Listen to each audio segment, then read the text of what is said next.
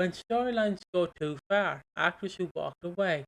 This is by background Pop 2696.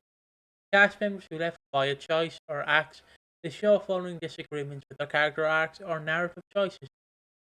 Obviously, we're going to read the most famous one, which is David Scarborough, for all the wrong reasons, I should say. But let's just continue on. Original Mark Fowler became uneasy when the writers chose to take his character Mark. Speaking of microphone. Sorry. Mark in a racist direction. Tensions reached a peak when a script required Mark to deliver racist abuse towards Paul J. Medford's character Kevin Carpenter. David Scarborough refused to perform the scene, and shortly afterwards, it was decided that he would leave EastEnders. Colin Smith chose to write the character out of the show, give the actor space to process the situation more effectively. On screen, Mark was being implicated for the, can I say that word? For the axing of Reg Cox, I can't say the word yet, played by Johnny Clayton, and was also being drawn into drug use by Nick Cotton and John Altman. Fearing both Nick Cotton and the police, Mark fled from home in April 1985. The sudden exit hadn't been part of the original plan for the character, leading to a hectic period of script rewrites in early 1985. Over 50 scripts had to be reworked to accommodate the change. Many of the storylines originally intended for Mark were reassigned to Kevin Carpenter, Ian Beale, and Mark's sister Michelle, which partly explains Michelle's increased prominence during the show's first year. Yeah, it's fully true. Absolutely true. It was an interesting time because they clearly had.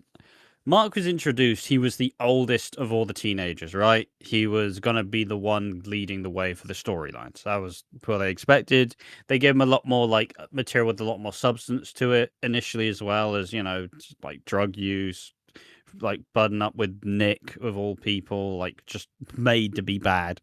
And when they went, because he was basically he was being recruited, he was essentially being groomed to be a part of like a far right kind of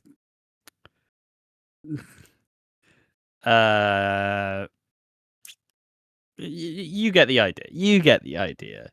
A very hateful group of people that Nick was also quite obsessed with.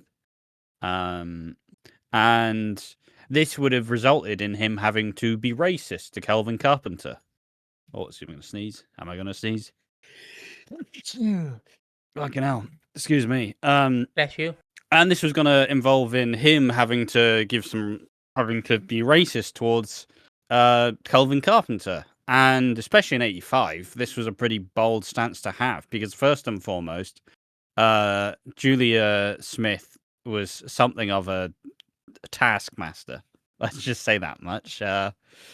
She had a vision, and if you went against the vision, you were gone. I mean, everybody wonders why Nick Cotton disappeared pretty frequently. It was pretty much heavily touted that she wanted Lofty and Nick to have a relationship, but John Altman went, nah. And she went, all right, see ya. See ya. Like the Margaret Thatcher was old Julia Smith.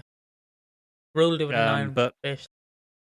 I mean, if you want more about David Scarborough, the story, his brother did a really good story. He did a really good documentary about it, where the tale of David Scarborough is probably more tragic than the Mark Fowler character, but it pretty much both coincides. Both are very tragic characters in its own right. So he, joined and then decided, I don't want to play a racist.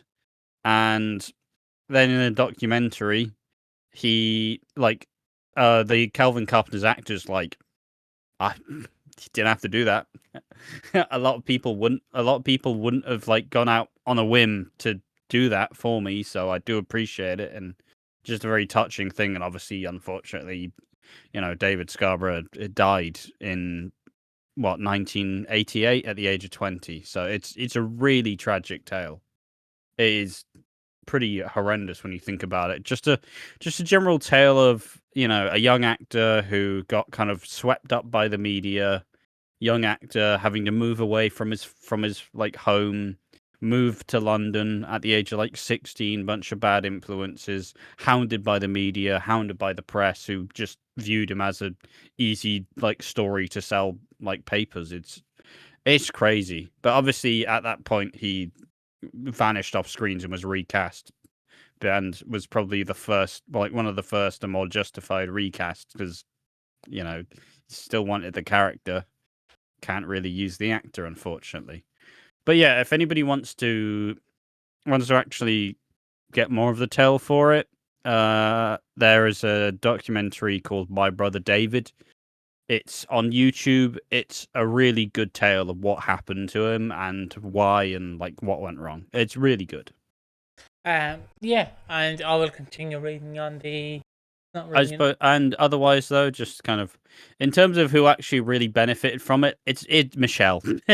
Michelle became such a bigger character due to his absence, like on the show, and it's not like he.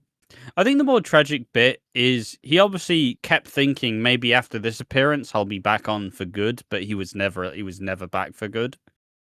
Because like he would have like brief appearances like between that and like 97, but like they just never bit on it. He was like, this will like restart it, we can all like start to work with it again. It just never worked. But yeah, Michelle became 10 times more prominent than she would have initially been, and it's yeah, she definitely benefited from the actors like walking off of set. So Yeah, and I will continue reading this Reddit thread. However, Mark's role as the slightly older figure among the younger cast couldn't be fully replaced by those characters, creating a noticeable gap. To restore the intended balance, a new character, Simon Wicks, I can't believe his name's Nick Berry, was introduced later that year. His arrival came nearly a year ahead of schedule. He had originally been planned to debut alongside his mother, Pat, who joined the show in June 1986. David Scarborough returned which is briefly. also very true. Wixie was never supposed to be brought in so early.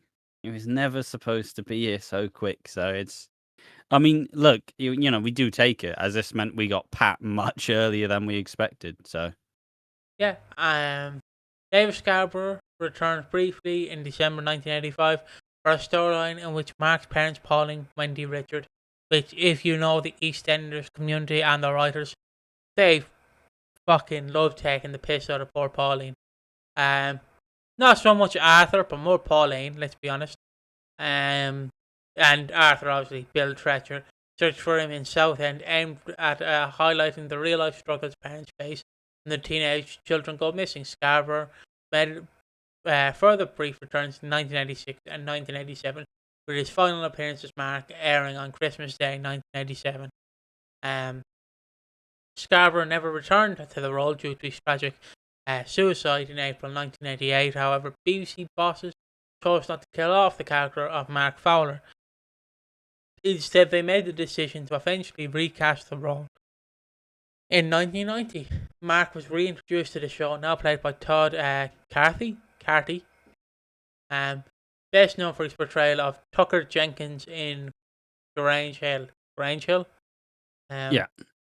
And I mean, generally, the Mark Fowler character never really stopped being tragic, with the big famous, like, HIV storyline, into a lot of very, very cursed relationships, relationship with Lisa being the most prominent, and then to just die off screen in, like, 2004.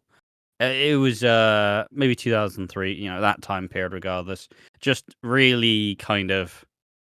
I initially wrote up a script about the actual like story of David Scarborough, and then when I was like getting it vetted, whoever I asked was just like, maybe you should just do it about the whole character, because the character is just cursed. It's just cursed because it's really tragic, and I don't know. They just loved killing off the Fowlers. Well, we've seen recently that the worst death since Pat Butcher happened with Mick Fowler, but it was Martin. Yeah, I completely forgot his name there. That's how tragic he was. In 2008, actress Corinne Skinner Carter revealed that she believed that her character, Audrey Trueman, was written out of EastEnders due to grave differences with the writers over Audrey's backstory. I received a script that said Audrey's first job in England was a lavatory cleaner, and that she worked her way up to become a B&B owner. She explained, I didn't think it was appropriate and told him she may have started at the bottom, but not at the bottom of a toilet. Although the reference to the toilet cleaner was eventually removed, Skinner Carter was soon informed of a major storyline development. Audrey would be killed off. The character died of brain hemorrhage in September 2001. That's such a soap way to handle things. I don't think this backstory is good. And you're gone now. So, what I was just saying, maybe let's not perpetuate this. And you're dead now. So sorry. It's That's insane. It's the fucking South Park bit where the man goes to put money in the bank and it's like, and it's gone. It's so weird because like obviously a famous example is Ronnie, I want to say. But I said, can I not be depressed? And they went, how about 6 feet under? Yeah, you won't be depressed. It'll be 6 You're foot not going to under. be depressed anymore. You're going to be dead. It's like that's clearly not what I meant, guys. Although producers were reportedly keen to develop the character of Laura Cartwright, Lorna Cartwright. Janet Dibley turned down an offer to extend the contract as strongly disagreed with a proposed storyline involving Lorna being gang raped. The character later returned on the 17th of March 2016 as part of Phil's Corrosis storyline. Corrosis. That was really a downer. Although producers were eager to keep Janet Dibley in EastEnders and reportedly offer 100, is that 130,000? Holy fuck. Contract extension. The actress turned it down after running off the proposed storyline, which her character Lorna would be turned into a prostitute and subject to a gang rape. Dibley found the plot deeply troubling, particularly as a mother, fearing that the 6-year-old son may face bullying as a result. It just doesn't feel right. I don't care how much money it is on offer. I can't do those scenes. I'm terrified about how it might affect my son, she said. Yeah, fair enough. Can't really blame her. I mean, it's always a thing that you kind of risk when you opt to do such high profile stories and high profile stuff. It's hard to know how much it will follow you, because there are certain things that you can kind of, I don't know, it's weird. Some actors can just completely like brush off some of the stuff their characters have done, but there are other actors who are simply viewed as their character. So it is kind of a give and take kind of thing where, even though Little Mo's actress has done a lot of other roles to kind of dissuade people from just, oh, that's Little Mo from EastEnders. She will forever be remembered for when she fought back against Trevor. Like, it's kind of you can only run so far away from it, and it's always a risk when you take these very graphic kind of traumatic storylines. But yeah, it's don't blame her for not doing that. Yeah, I have literally nothing to say on that because that is fucking tragic. I guess this is the time. I don't really know how to segue this because this feels very awkward. But I guess this is where I could bring up the fact that Ross Kemp was given a story. This might be mentioned in I'm this. going to say that it's mentioned later on. Right, fair enough. I'll bring it up later on then. Dibley reported the first of the storyline through set rooms and approached series producer Mike Hudson to discuss her concerns. Despite several meetings, she remained unsatisfied and refused to sign a new contract. The producers were said to be disappointed, believing Dibley had the potential to become one of the show's leading stars. Her departure confirmed scripts were rewritten and Lorna made her final appearance in April 1998. Her decision was widely praised by MPs and women's advocacy groups, who criticised the BBC for even concerning airing such a storyline before the 9 p.m. watershed. Domestic violence and rape support organisations called the plot irresponsible, while politicians across the political spectrum condemned Dibley for standing by her principles. Mary Whitehouse of the National Viewers and Listeners Association described her actions as splendid. Splendid? While MP Teddy Taylor said her choice would help raise broadcasting standards despite the personal financial cost. Bloody where am I? Media also support. I will say, it's always interesting. And this is just to kind of, wash off the kind of feel of this like storyline. It's always kind of interesting when I by that segue I've forgotten what I was gonna say. Bollocks. Bollocks. Where was I going with this? Oh, okay. It's always interesting how some characters. It's weird how soap stars happen because a lot of soap stars kind of happen by happenstance, where obviously they have an idea for a big storyline, and then then what's next? And usually some characters never get what's next, right? They never get what's the next big storyline. They have the big major one, and then they just sit around for a while. So it's kind of funny to see how many like stars are touted as like, irreplaceable, and then suddenly you change a producer and they're axed immediately. Like, Lorna Cartwright's seen as like a leading star, which this storyline would have been a very tragic, very serious, very like very important storyline to tell.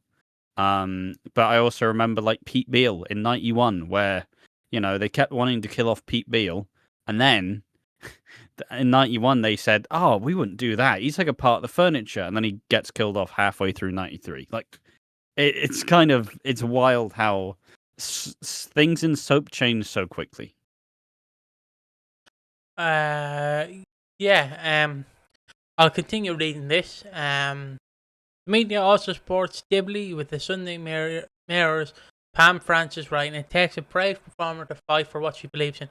By standing her ground, Janet Dibley is giving what I consider the performance of a lifetime." In contrast, EastEnders faced heavy criticism for the storylines, with journalists accusing the show of relying on gratuitous.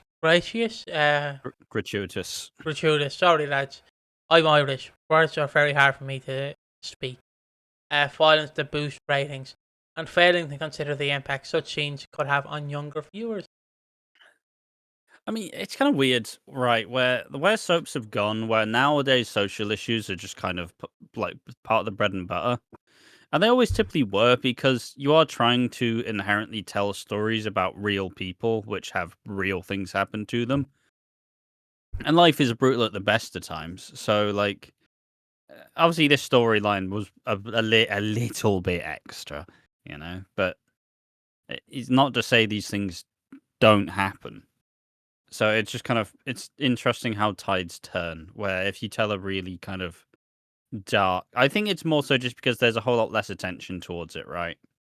Where it's like, this is 89, no, this is 99 rather, or 98.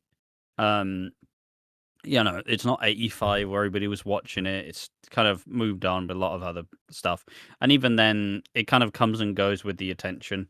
And sometimes the press does just jump on it just because, just because it's scandalous. As we kind of expressed earlier, the press has no real qualms with trying to blow up someone's life for no reason other than selling newspapers. So, I mean, yeah, the biggest example I can give: Pierce Morgan just hacking people's phones and just bloody big phone calls. Oh yeah, major phone hacking scandal. Yep. And obviously, if you support Pierce Morgan, you can go fuck yourself. EastEnders legend Nina Wadia revealed that she chose to leave the BBC Soap because she felt the storylines were becoming ridiculous. We were going to make a solo video on this, or not a solo video, a group video on this, but I can't really. You hear, Ash? I shelved it because I did the Derek Brannon one as well. Yeah. Hmm? Oh, I was just making sure because your camera kind of froze for a second, so I didn't know you were there. You're back. yeah, we can't. It's very hard to like talk about our opinions on this when we have previous people speaking their hands on this. Like we have the serious ones. So yeah, but yeah, I mean, I can even just run through some of the stuff she said in the article if we actually want to do a full segment on it. if you want to do a full segment on it, you can. But I mean, yeah, just read that little segment, then I'll go through. Some of the interesting bits from the article, some of the Trying to double drink me standards that she water. put out there. Yeah. Yeah, she felt the storylines were becoming ridiculous. Wada portrayed the iconic Zayn episode from 2007 to 2013, during which time she was the center of several major plots, including her character's emotional journey behind discovering her son was gay and a powerful domestic abuse storyline. Violence storyline. Yep. And there you go. There we are. But yeah, so obviously, I think it was appearance on This Morning, or it was one of the chat shows. Regardless, it was her talking about EastEnders. There's been a lot of people bashing EastEnders in the news lately, just like former actors. It's because it's been a whole thing. I don't know why. Just because of the 40th anniversary press, just so you can cash in on it. She said how she wanted Zayn to be killed off. Which fair enough. They said the producers, wouldn't kill Zainab off. What are you told, Feltz? I did ask to be killed off because I thought, yay, I'll get a big storyline if they get killed off. But they were like, no, we want her back someday. Notice how she says, yay, I'll get a big storyline. Let's just have that in the brain. In the brain. Also outlined some of the reasons for exit, sharing when the storylines get so ridiculous and so difficult, you think, I'm out. There were several, but that was one of the main reasons. I think that's what happens when you have a change at the top. With the XX, they bring their own vision. Someone hasn't really been paying attention to your character and what they've been doing. All of a sudden, you've been asked to do something completely ridiculous. Despite satisfaction with the character storylines, Wadia didn't rule out the possibility of reprising a role in the future. Fucking soap actors, man. They're a different beast entirely. I do. Even though I'm shitting on it religiously, would come back. Well, yeah, of course you fucking would. It's no, you can't. It's a funny thing, really, because you see in every time, like the example I can give is famously like Oasis being like, "Yeah, we're never getting back together," and it's like, "Oh, my wife divorced me. Leave." I always liked your brother. It's the same. One thing that buckled me, and it's a side note from this. I seen I think it's the one show that airs before EastEnders.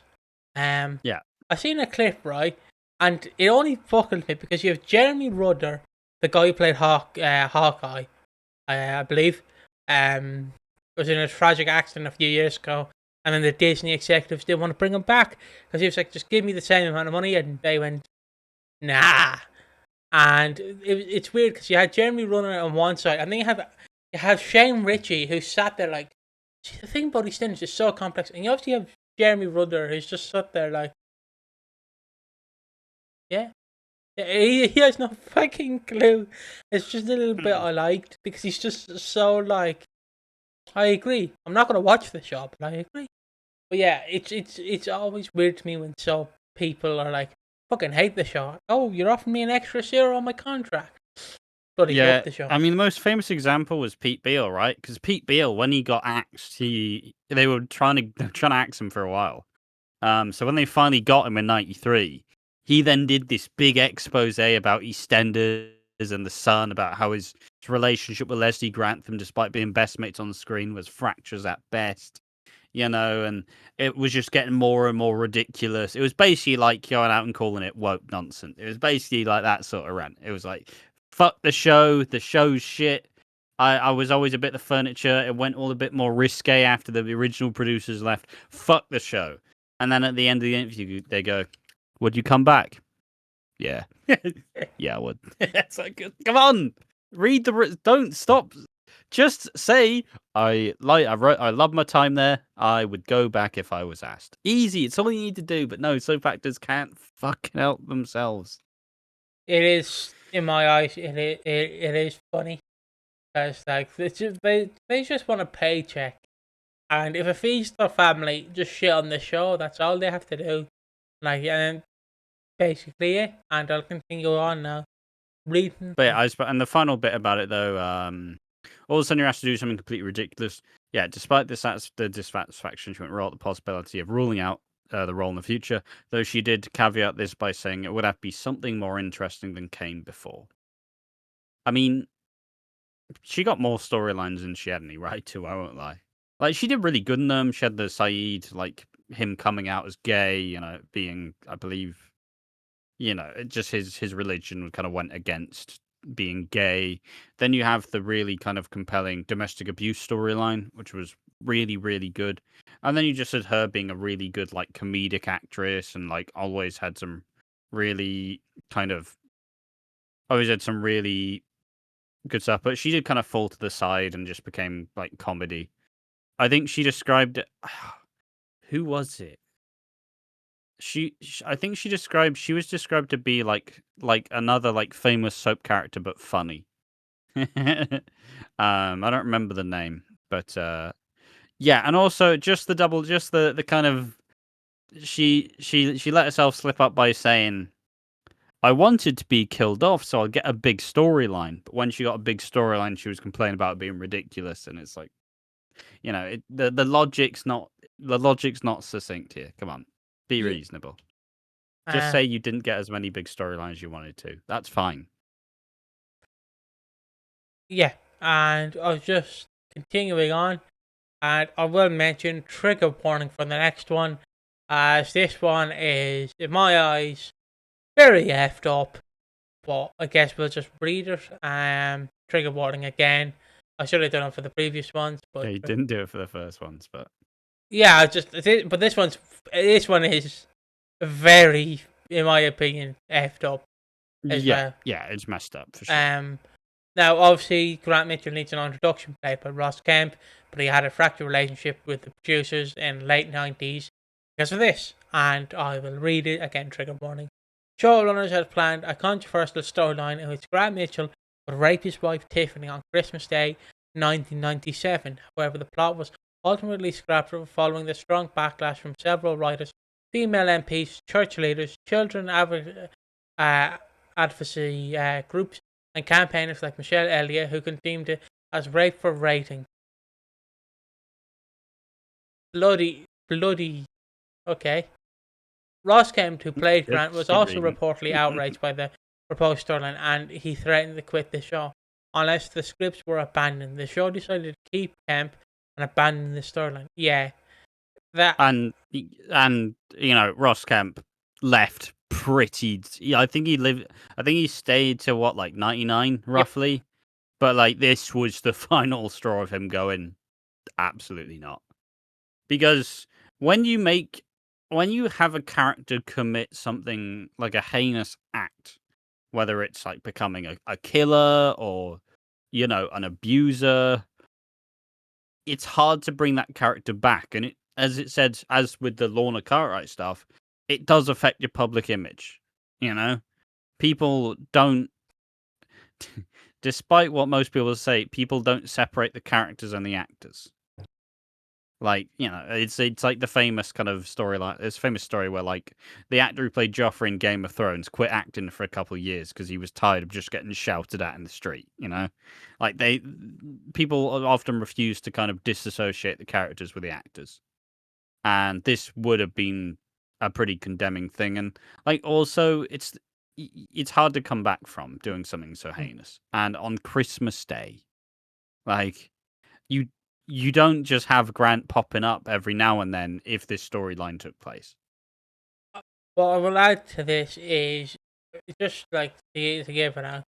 It's for a storyline like this, it'd be very hard. I hope the microphone's picked up here. It's very hard to come back from, in my eyes. Because if you went through this storyline, you could never bring Grant back. You could try and make him a good guy again, but you literally could not. This is literally character assassination at its finest, because it's needless as well. It's unnecessary. Like, it is. Yeah, like there was a lot of abuse with Grant and his relationship, sure. But it was, for the most part, it was generally viewed as, Grant had a lot of trouble, had PTSD after serving in war, and this kind of made him, it made him have like a short fuse type thing. But it was still obviously seen as very bad. But also, at some point in time, if he stops doing it and he proves that he's not that same person, gradually through time, viewers will start to not hate the character. But like something like this is the one thing you can't really like. It's one foot in the grave. Yeah, it, it's just it's like, because this would have, like, especially on Christmas Day. Could you imagine, just to paint the scenario? It's Christmas Day. Oh, You're oh, like, you're eating all the chocolates. You tune in. Granddad's asleep on the chair. Your dad's farting after eating the turkey. You tune in, and you're like, oh, it's gonna be nice. And then this shows up. It ultimately just horrendous. Whoever pitched it, like, I'm like, what are you thinking of? But continuing on, just jeez. And finally, EastEnders actor Gary Baldy, is that his name? Beadle expressed his this dissatisfaction with the storyline leading to his character sex. Beadle's character, a drug dealer Paul Trueman, was killed off at Christmas after falling foul of crime boss Andy Hunter. I hate the kind of storyline, said Beadle. It's so stereotyped. Black people and drugs, blah blah blah. Once they started changing my character so dramatically, I knew I made the right decision to go. interesting take on it. Yeah, I don't not very much to say about this. I didn't really pay too much attention. I'll just kind of skimming through. These are more like less kind of known ones, but still kind of very implied. ST Pony says Wendy Richard left her there. Pauline remarry. She was adamant that someone like Pauline never would, and I personally believe they punished her and humiliated her with the exit. I mean, yeah, yeah. I mean, Pauline's still getting abuse now. Like, Pauline's never stopped getting a hate from the writers. It's just carried over because someone made her worse than Lou Beale in the end, which is hard. It's really hard. Anything else on that? Just on, like, I don't say, speaking of Grant, but like, it's like when Grant and Bianca had that scene in the laundrette, and then like Grant's on about like, oh, he could be dragged by Dot, Bianca's like, he could be dragged by Dot, and then like Grant's like, it could be worse, he could be dragged by Pauline, it'd be horrible, and I'm like, Pauline's like 2 feet in the grave, guys. She's been in the grave for about 16 years. What was she doing? She's not fucking shitting on the show. Like, it's just love hating her. Yeah, it's just needless. Another one. Oh, continue. Oh no, just another one. Says Paul Bradley, who plays Nigel Bates, was initially axed because he point blank refused to do a story. Just read this fully. When Nigel was to start sexually abusing his stepdaughter Claire once she hit her teens, he was rightly disgusted, as was she, and so they wrote him out. It was in the paper a few years ago. Thank God he refused. We have the innocent Nigel we all know and love back now. Oh, wow. That's, yeah. Thank fuck that didn't happen. That is crazy. That is... See, the weird thing with soap, there are limits in soaps. There are limits as to how far you go. And especially with certain characters. If you make a character just to be a conduit for an evil act, you can kind of maybe get away with it. But like, if you take a character who is initially beloved, and then you go, bomb, here's some fucked up shit that they're gonna do. Dibley goes too far. Another one was just Ronnie. Yeah, Ronnie being axed because she said, I don't want to be unhappy. I'll be honest, guys. Can we get some happy Ronnie? And they went, no. You can have some dead Ronnies. Okay. Okay. Do. All right, and one final one which I've seen. I think Andrew Johnson, who played Saeed Jeffrey, he was the owner. He was the owner of the corner shop with Neymar. Left and became the first actor on his sentence to make a permanent leave. Actors that left before him, before he came back. I remember his storylines that was all about an unhappy arranged marriage, leading him to cheat while have phone sex with escorts, which he got grassed up by Dot Branning, believing it to be a Christian duty to do so to his wife. The storyline kind of painted Asian/Muslim families in a shitty light, while trying to make a Christian look more noble. So I wouldn't be surprised if he requested to leave because of it. Doesn't help a lot of characters on the square didn't like Saeed for little to no reason in general. I mean, they had reason. He was fucking useless. He was a little weirdo. It was old Saeed. He was a little sex pest. That's how you describe Saeed. He was angry that Neymar wouldn't sleep with him. So he started calling up escorts and sending gross sexual messages to him. Like, he was a creep. He was a sex pest creep. And so I think the same thing happened with Alan Jackson's actor. His character cheated on Carol despite having just managed to mend their relationship. The actor even asked why the hell he would cheat on her after everything they went through, so he asked to leave the show. He felt like they were trying to paint black men as cheaters and black women as homewreckers, since his character was a black man cheating on his white wife with a black woman. The actress playing his mistress got a lot of abuse by idiot fans who felt like she should be treated as if she was a character. Okay, so that one, some not as confirmed ones. A lot of the ones at the top were fairly known about and talked about. But I think it's still interesting because it's an interesting point because there are limits, as we kind of very heavily discussed. There are limits as to what you can do with certain characters. And some things you can't have characters come back from. So there is a definite line that you don't necessarily cross because that would simply be going too far. And yeah, an interesting kind of tale. It's surprising we don't have a lot more of these publicly. That's probably just because a lot of the actors do actually keep their kind of mouth shut and they just kind of acknowledge, yes, it may have been some weird circumstances, but also it's not worth just alienating any contacts back with the show. So yeah, interesting to see where actors walked on out. And yeah, I suppose the other thing is just go ahead and watch My Brother Mark. It's either My Brother Mark or My Brother David. It's just a really interesting documentary about the whole David Scarborough situation. Just do And that if you want to get more information about it. I just want to shout out the last person I spread the comment from, which was Puzzled Horse 279. But yeah, watch My Brother David or Mark. Sorry, we confused the names.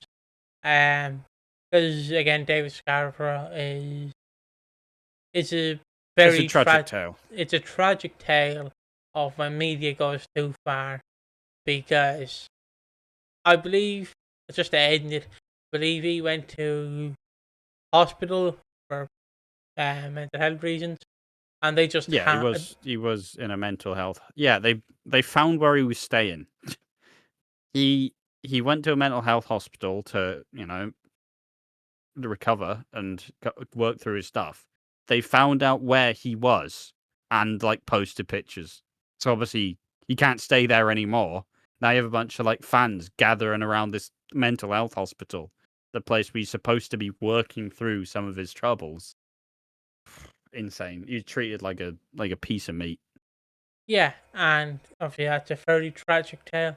I appreciate you sticking around for the last 39 minutes, and we will see you in the next one. Bye bye. Bye bye.